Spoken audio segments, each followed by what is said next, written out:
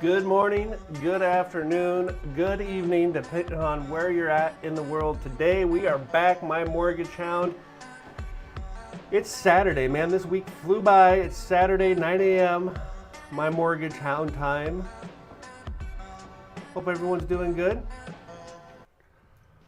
We got a great episode today. 3 brand new listings this week. We have some exciting news on interest rates, which we're going to cover here in just a minute. Home affordability, you know, that's my hot point, and has been for quite some time. I'm starting to feel more optimistic about it. Guys, home affordability is a major issue in this country, and I don't think it's talked about enough. I had a applicant this week this person saved up their down payment. They carried very little consumer debt. They were prepared as prepared gets for a first-time home buyer. And someone that makes $70,000 a year who has saved and prepared to buy a house in this country, in my opinion, in Clark County, where we're at, Portland Metro, you should be able to afford a house. And it's so difficult with an income around 70 grand right now to get into your first time home. And it shouldn't be that way. And I think that we see light at the end of the tunnel. I think we see home affordability improving. So we're going to talk about that quite a bit today. While we wait for people to jump in, sneak peek. I'm going to try to make the My Mortgage Hound studio a little more professional. There's the camera. Working on a sign. It's going to say My Mortgage Hound. It's going to light up. For those of you who know me outside the real estate and mortgage world, one of my favorite hobbies is 3D printing. So we're going to 3D print, which is what you see all this stuff behind me. I know it's a multi-use space, but so we're working on a 3D printed My Mortgage Hound live stream that we can turn on. I'm hoping the live I can turn on when we're live, and it's going to be cool. So hopefully we have that ready for next Saturday. But without any further ado, let's tackle our housekeeping items. If anybody is watching, does my audio sound good? I'm trying some different tunes this morning, so hopefully the music is not too loud, but not too quiet, not too hyper. Let's dive into some housekeeping. Look, the title of the stream today, Are Rates Falling? Yes. Good morning, Gavin. Thank you for that sound check. Rates are falling. They're falling very slowly, which is healthy, but they are falling. But don't let the spammers and our mortgage companies fool you. Uh-oh. My screen share was working just a minute ago. Don't let them fool you that yes, rates are coming down, but rates are not falling as fast as a lot of us would like to see. I like the rates are falling, but we're not going to be at 4% anytime soon. But the slow drop in rates will allow our market to right itself. All right, let me focus on getting our screen capture back up here. Okay, new window.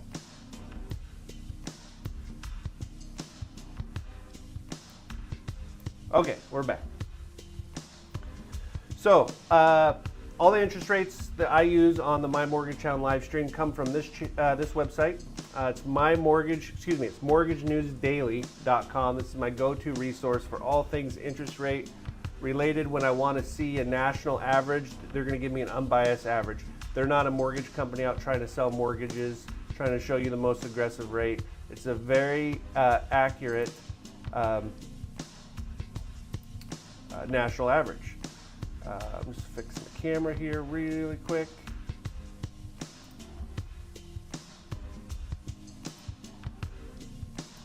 Got so much sunlight coming in from outside. I'm not used to that. Turn the auto exposure off. Okay, so 30-year fix, this is your conforming loan, 6.74. Look at the spread between 30 and 15.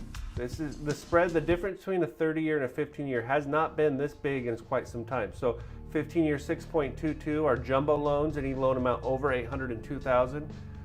Music is a little intense. It's funny, I'll show you, or on Spotify, it's called chill streaming. Should we go back to old reliable? We'll go back to old reliable.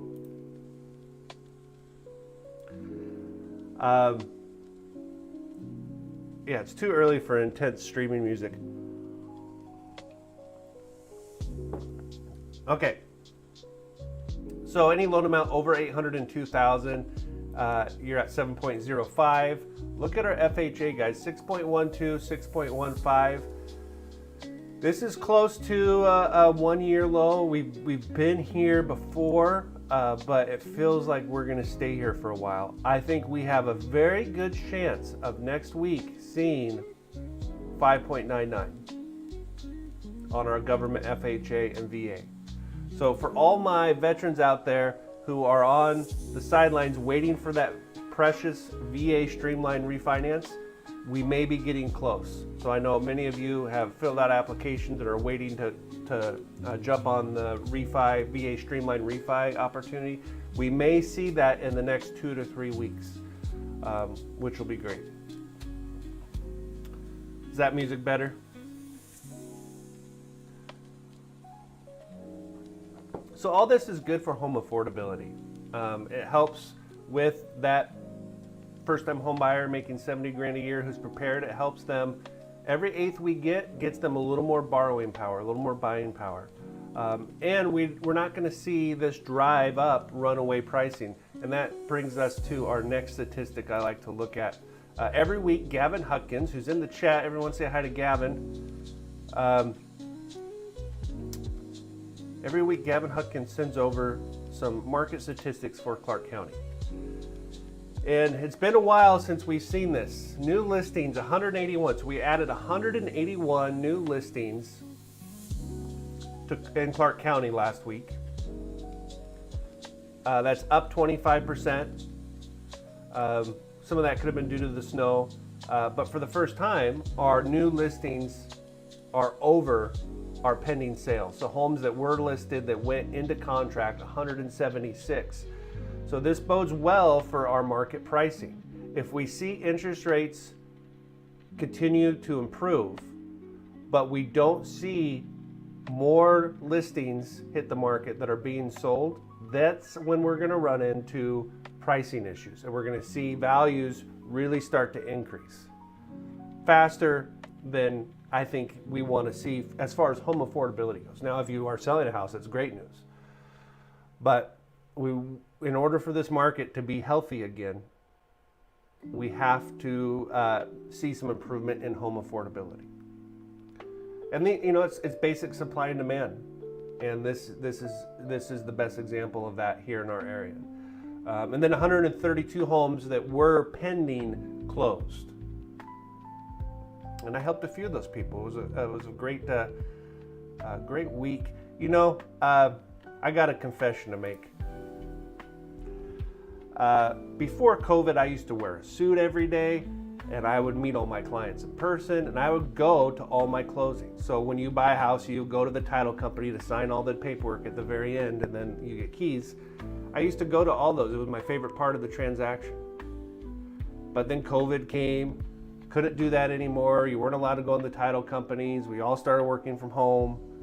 And I kind of fell in this habit where I didn't go to my closings. I went to my first closing that I've been to in a long time yesterday. And it was great. It was a great time. It was a great experience to share that. These were first-time home buyers. Share that moment with them.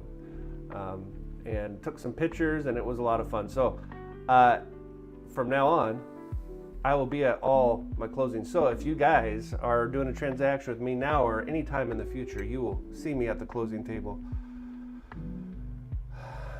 Yeah, it's funny, Gavin.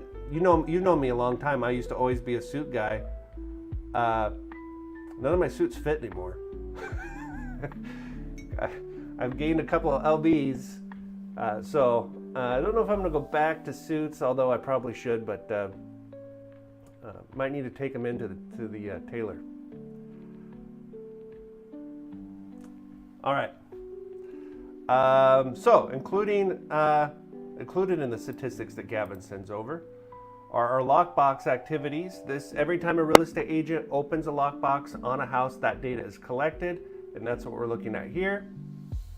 Washington up 27%, big spike up, same in Oregon, up 18%. Now this is for the entire state, but I think a lot of this was that snow we had 2 weeks ago. I can't believe it snowed. 2 weeks ago, I was looking out this window and there's 6 inches of snow, and now I look out and it's looking like I need to go barbecue. I mean, it's gonna be 65 degrees today. So I think that is a big part of it, but also it's that early buying season. I'm seeing it. This has been the earliest buying season I've seen it. And why do I say that?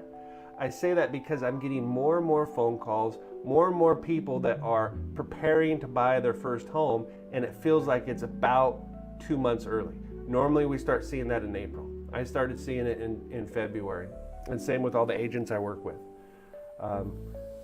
A lot of questions on rates, a lot of questions on when I should list, what should I do to prepare to list my house. So these are all good things. I think we're going to see it early and a strong, if the rates and our inventory continue on this track, we're going to see a very strong, probably the most strong buying season we've seen since 2022. All right, housekeeping over. Let's look at one more thing. This is the White House screen. I don't have one for today, but I will for next week. What we're doing on this screen is, I had a White House special the Saturday before the election where we looked at 3 homes that were all identical. They're all one level ranch homes, and they were all white. So we did a White House play on in the election, and this was one of them.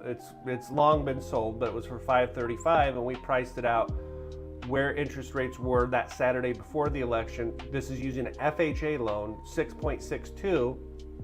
Fast forward to December 7th after the election. This is on November 2nd, so 5 weeks later, we're at 6.12. That's a difference of $172 a month. And then you can kind of see, as rates were very volatile, what this does to your payment.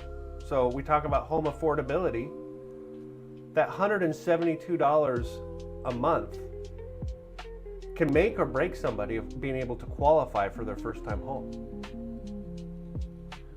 So maybe they couldn't afford the house on November 2nd, but on December 7th, they can afford the house. On January 11th, rates went back up to 6.55, so they're only saving $24 a month. February 15th, rates dropped back down to 6.3. Now they're saving $100 a month. To give you guys an idea, $120 a month in savings is equivalent to around $20,000 in buying power. So if I save $120 a month because interest rates come down, guess what? Now I qualify for $20,000 more on my house, and the difference between a house for $390 and $410 is substantial. At $390, I'm not really in the market here locally. At $410, I'm starting to get in that market. So, and then today we're back to that 6.12 on FHA. So we're back to our lowest point since we've been doing this White House tracker. So next,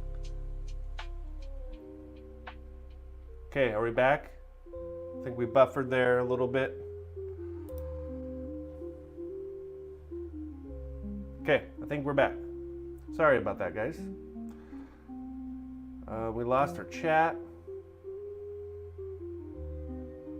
See if I can bring the chat back.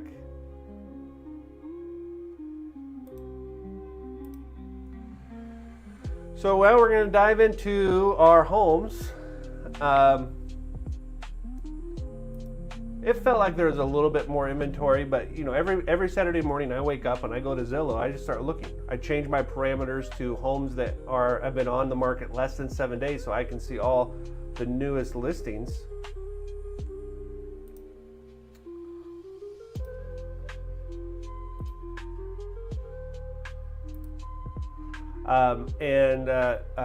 You know, there's still not a ton, but I was able to find 3 cool ones. You know, we'll get into it, but I think you're going to like what we have to see, where we don't have to spend $1 million to get a big house, a big 5-bedroom house in a nice neighborhood. We're going to look at that today. But we're going to start in East Vancouver. Give you a sneak peek. This is the home we're looking at.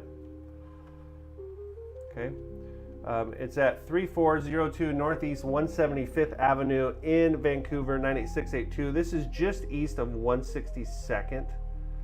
So you can kind of see I-5 205. We're not quite to Camas. We're not quite to Brush Prairie. We're just on the far east side of Vancouver. Gavin sends me these neighborhood reports, and I really like them. And I like them because it's hard to say that the market is X in Portland or the market is X in Clark County. I mean, the average purchase price is this, or there's this much inventory. You really have to break it down by neighborhood, especially if you are actively shopping. You want to know how aggressive you can be or what is going on in that neighborhood with the real estate market. So in East Vancouver, there are currently 80 homes for sale. Average days on market's 52, so not a lot. If we scroll down, here's some, they always put the higher end ones here. They probably just rank it by purchase price, but here's some examples for homes for sale in East Vancouver. And look at this. The median list price for East Vancouver is $525,000. You know, that's a great number for somebody that's in that price range, in that first-time home buyer, maybe move-up price range, compared to Camas. I bet you Camas is over $900,000. And then here's some examples of homes that were on the market that have gone pending. $500,000 is the median pending price, and then our sold price, median sold price, $520,000.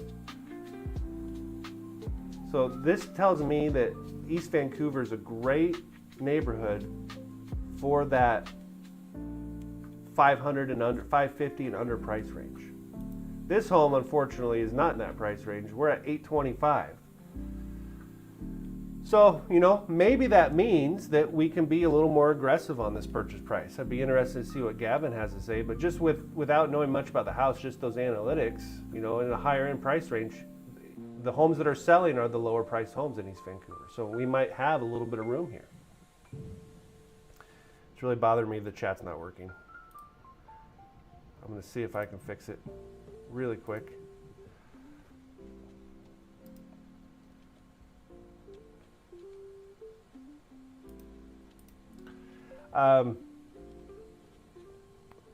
Authorizing chat.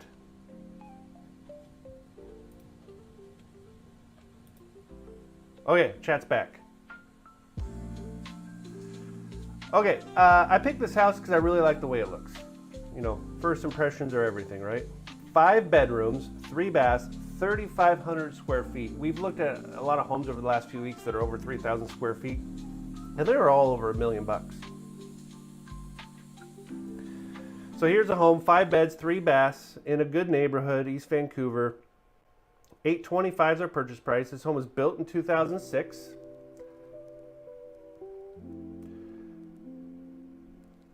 Janie Heiser is the listing agent over at Keller Williams. Let's see what she has to say.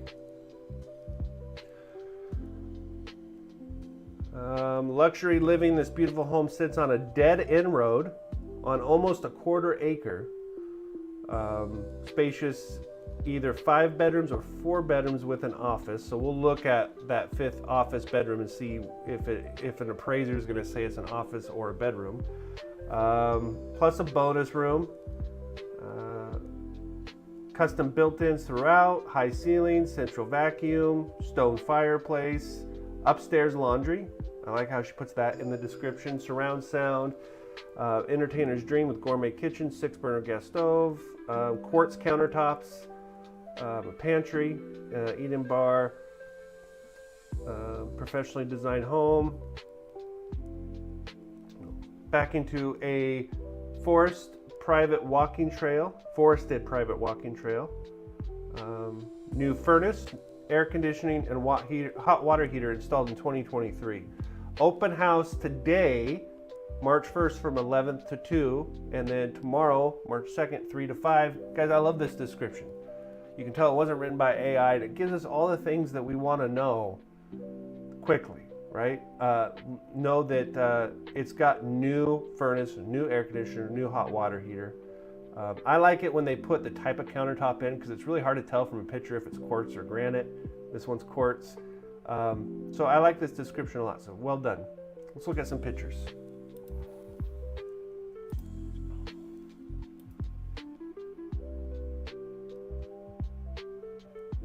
Okay, what do you guys think? Does this house look dated? 2006. I'm in a 2006 home.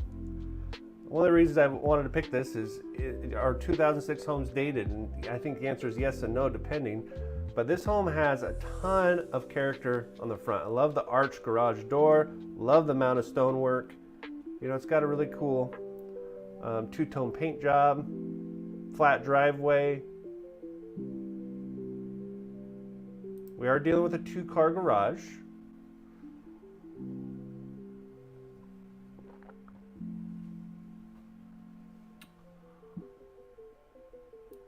Nice little front porch. You know, in 2006 through 2012, engineered hardwood floors were like the big upgrade, as opposed to laminate. And I don't know what's happened, and maybe I'm missing something here, but we've gone away from that back to laminate flooring. Although the new laminate flooring looks beautiful, there's something about these engineered hardwoods where you do have a little bit of hardwood on the top. It's not, you know, your 1 inch thick, 3/4 inch thick hardwoods, but that you can sand. But I love the engineered hardwoods. Okay, so this must be our office. Like the window, the French doors coming into the office. Little niche in the ceiling. Okay, we have fully wrapped windows. In 2006, this was an expensive upgrade, but it really helps the house from feeling dated, having these fully, have the millwork fully wrap the window. Okay, we do have a closet, so the appraiser is going to consider this a bedroom. That's good for values. Here is those engineered hardwood floors that look really nice throughout the whole downstairs. Nice big dining room.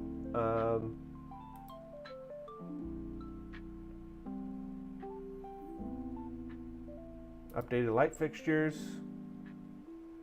So that quartz countertop is new. They were not doing quartz in 2006.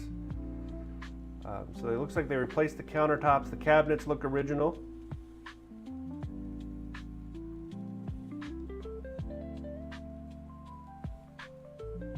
I like this kitchen a lot. It does not feel dated to me. I know Mrs. Steinman's not going to like the cabinets, but I like them. Nice big kitchen. Got our corner pantry.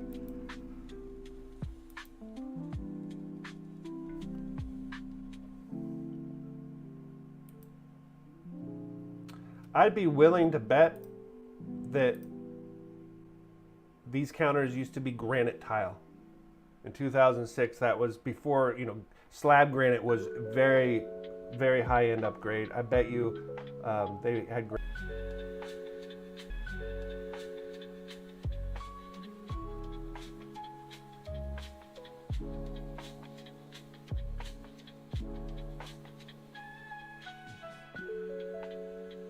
Are we back?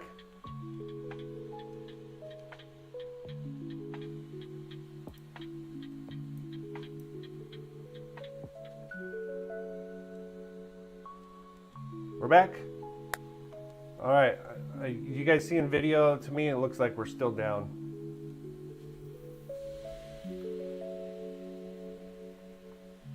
I'm gonna keep going.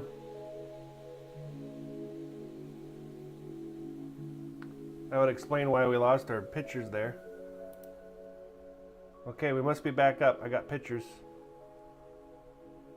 Okay, good. I can't see that you can see my screen, but I'm glad you guys can. Okay, so we're done with the kitchen. All right, man, this house has got a ton of character. It looks very custom. I love how the staircase comes down. It's got a little bit of character in the staircase. Nice stone fireplace, stone all the way to the ceiling. That stone doesn't look dated to me. We have built-in surround sound, updated light fixtures, and built-in cabinets. I like the TV offset from the fireplace. It'd have been very easy, and you could put the TV above the fireplace. Now in 2006, we didn't have flat screens yet. They were just starting to become a thing. I like the TV offset, especially maybe not in a bonus room, but in a great room living space. It's not this focal of attention. I know not everybody agrees with me on that, but you don't have to agree with me. Okay.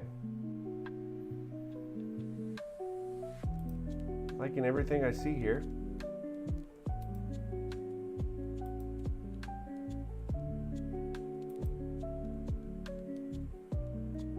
Guest bath.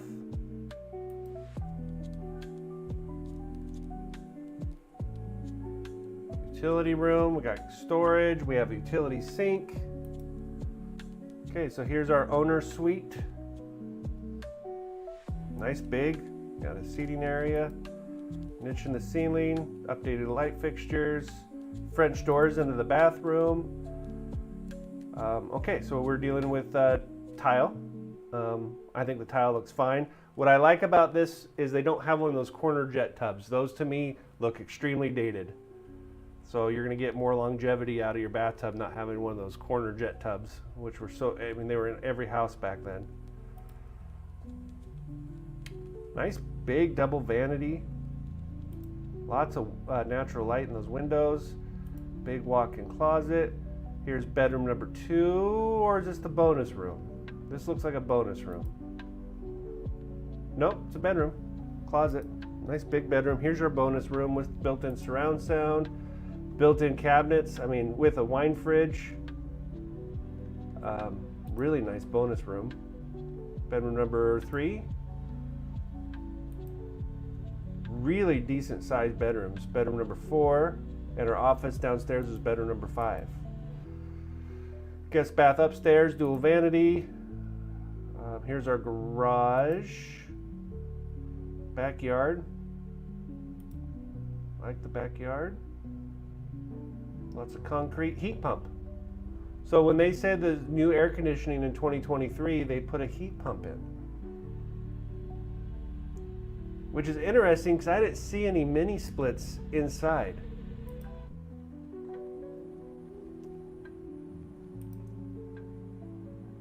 All right, we're at a dead end. Okay, what do you guys think?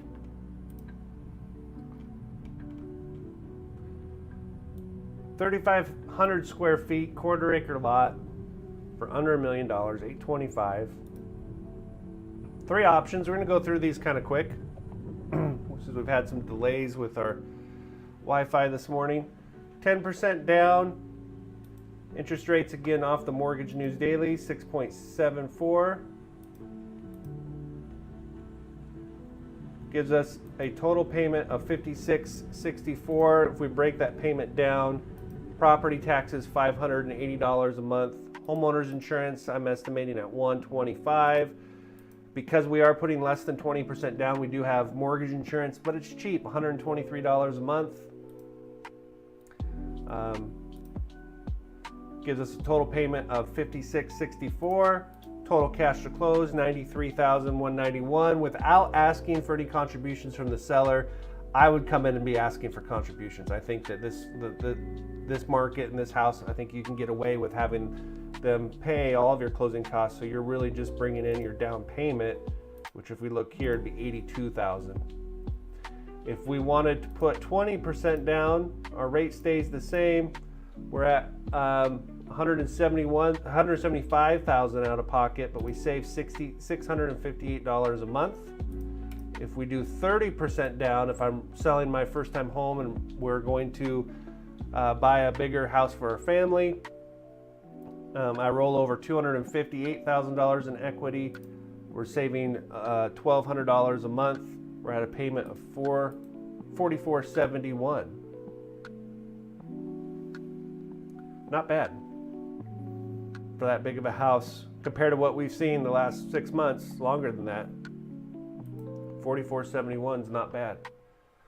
Okay, let's go to downtown Vancouver. Currently, there are 33 homes for sale in downtown Vancouver. The average median list price for downtown Vancouver is $679,000. Our median average pending price, look at this, $385,000. I think it's because there's a lot of condos. That's what's bringing that number down. And I have noticed a lot of condos popping up on the market in downtown Vancouver. And then our average sold price, $425,000. Look at this house I found. 310 West 24th Street, Vancouver, Washington. This is in the Ho Arnada neighborhood.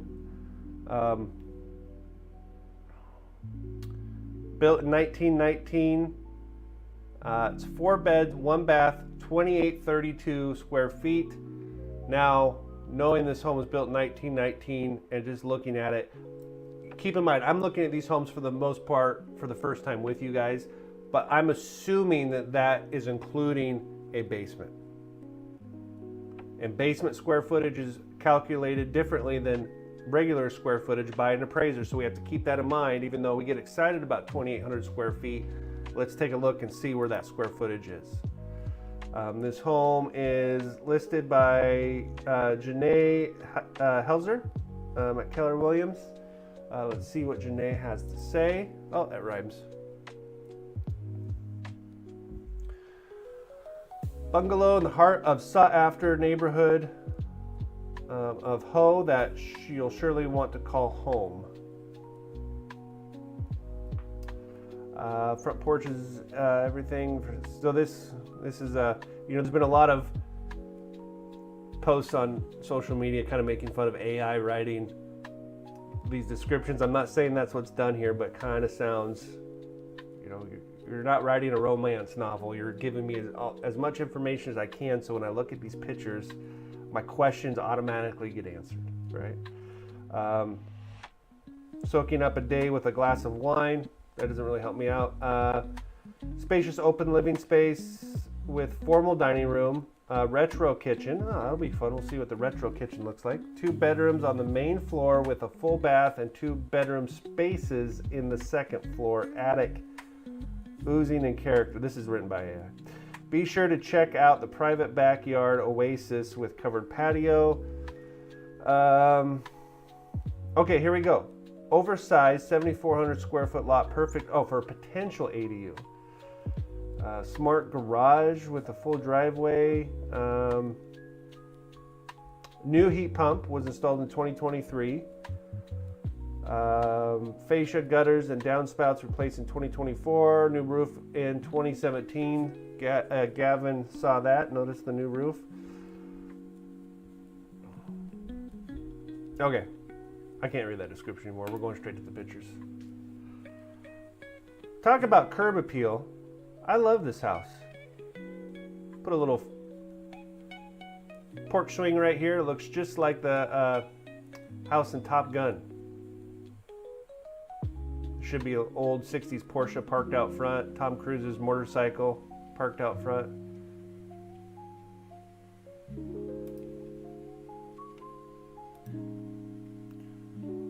All right, nice big front porch.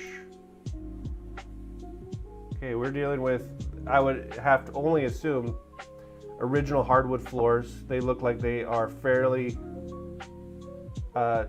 new, refurnished fairly recently. Love the big windows next to the front door. This one's virtually staged. God, those windows are awesome. Okay, we have a wood burning stove in the fireplace.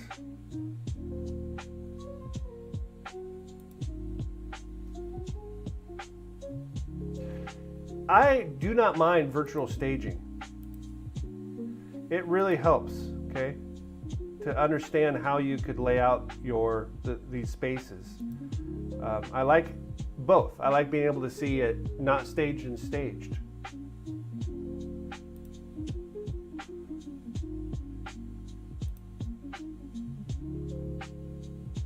Like the millwork.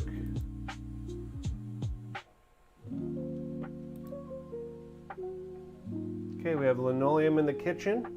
That's easy. If you wanted to swap it out, that's not hard to do.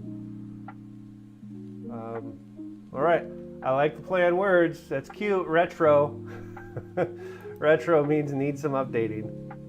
But I like it. It's got a lot of character with this millwork above the window. Nice dual windows above the sink. I like it. You could come in here and update it. Put some quartz countertops in.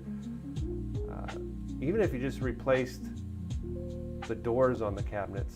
A little breakfast nook back there, back door. All right, laundry room with a utility sink. Bedroom number 1, bedroom number 2, bedroom number 3, bedroom number 4, built-in bench here with storage, big windows. I think that these pictures could benefit from that same AI staging. You know, show us the whole room staged, kind of give us an idea, separate the guest bedrooms from the owner suite.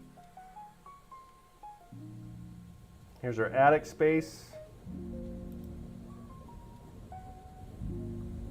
Kind of shows us what the floors looked before they were refinished. Kind of a cool space. The bedroom up there. Looks like we're back downstairs in the powder room. Love the wainscoting. Love all the millwork. Nothing wrong with that vanity.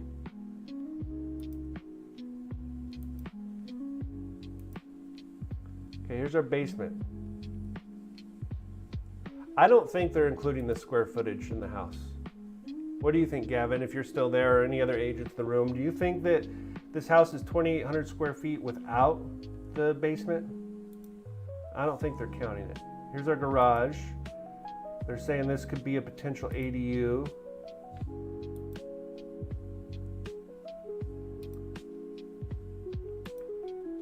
Guess we don't get to see the inside. All right, what do you guys think? 639. We're a little behind schedule, so I'm going to burn through these. We're looking at FHA here, 3.5% down, 6.12. Excuse me. Coffee burps. 6.12. Property taxes, $434 a month. Homeowners insurance, $100 a month. Mortgage insurance on FHA, $255. Compared to 5% down, mortgage insurance is only $151 a month. But look at our payment. Our interest rate's higher, 6.74. FHA government loans always have a lower interest rate, 6.12. But look, our payment is the same. We're $14 less using the FHA, but look at my cash to close, $32,000 versus $41,000. So I can save 10 grand out of pocket and have my payment be the same. So I did this to kind of demonstrate that, yes, FHA is designed to help people get started in home ownership, but it's not a first-time home buyer program.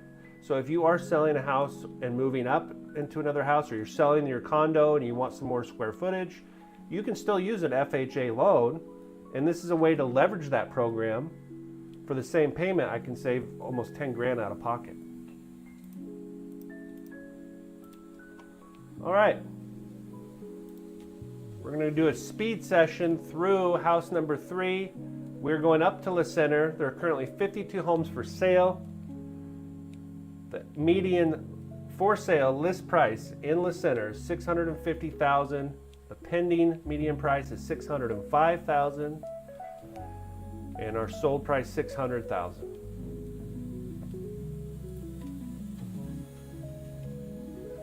Okay. 708 East Tan Oak Avenue in the center, 5 bedrooms, 3 baths, 2596 square feet, 2600 square feet, 9,000 square foot lot, built in 2019. Listed by Cale Dunning with Windermere Northwest Living. Cale says modern farmhouse in mint condition. 5 bedrooms, 4 plus office with closet. I like how they break that out. Right. Now again, if it's an office with a closet, the appraiser is going to call that a bedroom. So is the county. 2.5 bathrooms, 2596 square feet, built by Waverly Homes. I love how they put the builder in the description. This home is better than new, and I believe it, with extra tall baseboards and engineered hardwood floors. I just said they don't do it anymore. Well, in 2017 they did. Engineered hardwood floors, office at entry with French doors, closet, upgraded kitchen with a large island, walk-in pantry, quartz counters, high-end appliances, gas range, and LED lighting over the cabinets. Vaulted great room with ceiling fan, gas fireplace, and full height rock wall that has a lowering TV mount. Interesting. Brings TV to correct viewing height. Somebody's anal. Built-in cabinets with surround sound and multiple Smurf tubes. I'm an audio guy and I don't know what Smurf tubes are, so we'll look for that. Primary bedroom on the main floor with covered ceiling and lighting, ceiling fan, glass shower, soaking tub, walk-in closet also connects to the laundry room. So our owner's suite, primary bedroom, has a walk-in closet that connects to the laundry room. Very cool.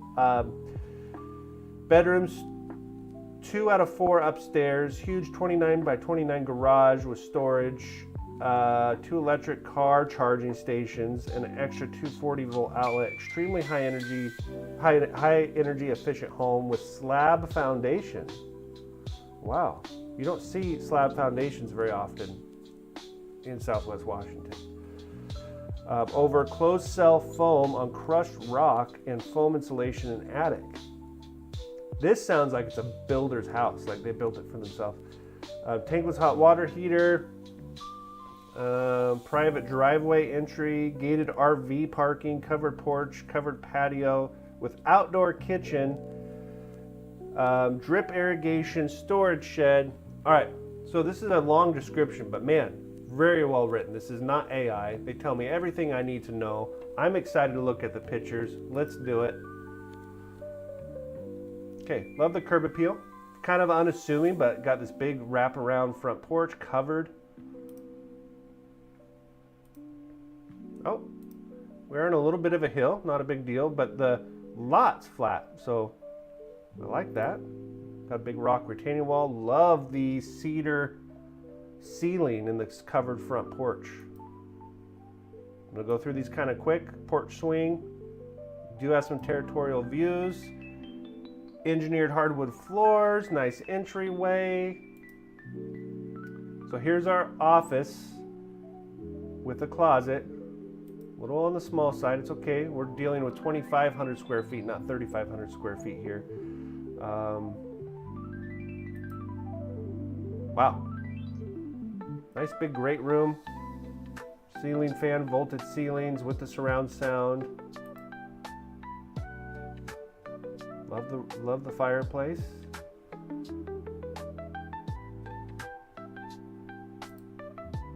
Oh, look at that.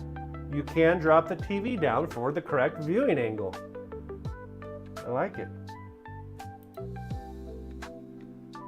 I can see we have a covered back patio. Like this kitchen. We have tile backsplash at the top, or the bottom of the cabinets.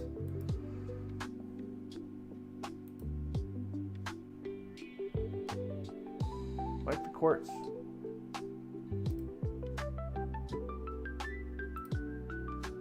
Here's a big walk-in pantry. So big the pantry has a window. Going through these kind of quick. Dining room, owner's suite. Like the windows on each side.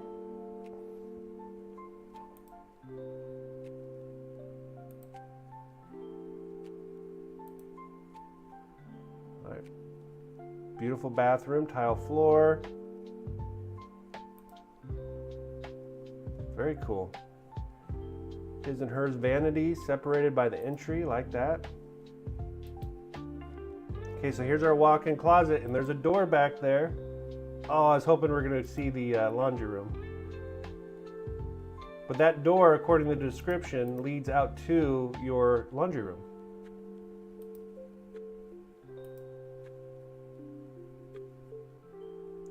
Okay, very cool tile floor. This is our guest bath.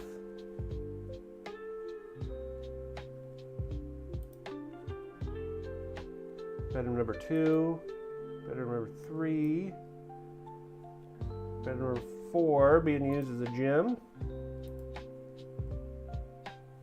I lost track of bedrooms, I don't know where we're at. That must be bedroom number 5. Powder room. Okay, so here on the left is our closet into the utility room. Very nice. With the door back out to the hallway to the other bedrooms. Oops, covered patio, outdoor kitchen.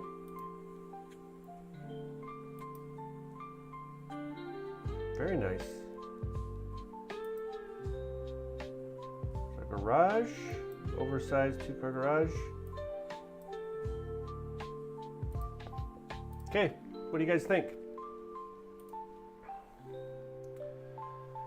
FHA, this house is $699, guys, $700,000. That's a lot of house, a lot of added features for $700 grand. That's why I did FHA. There's no reason why you can't use FHA on this house. $5,040 versus 5% down, $5,025. Why not go FHA? Save that extra 10 grand out of pocket. If I want to put 20% down, 150 grand out of pocket, I save $861 a month. Oh, that was a lot. All right, guys, how did I do? We still came in at about 50 minutes with the delays. Go enjoy your Sunday. Hopefully next week we have the My Mortgage Hound sign up on the wall. Excited about that. If there's anything you guys want to see differently next week, let me know. If not, we're going to do the same thing. Can't wait to see where rates are next Saturday. Go out, have a great weekend. I'm here if you need me. You can reach out to me through the comments. You can call me. You can schedule a call. It's all in there. Gavin, thanks for joining us this morning. And we'll see you guys back here at My Mortgage Hound, next Saturday. Goodbye.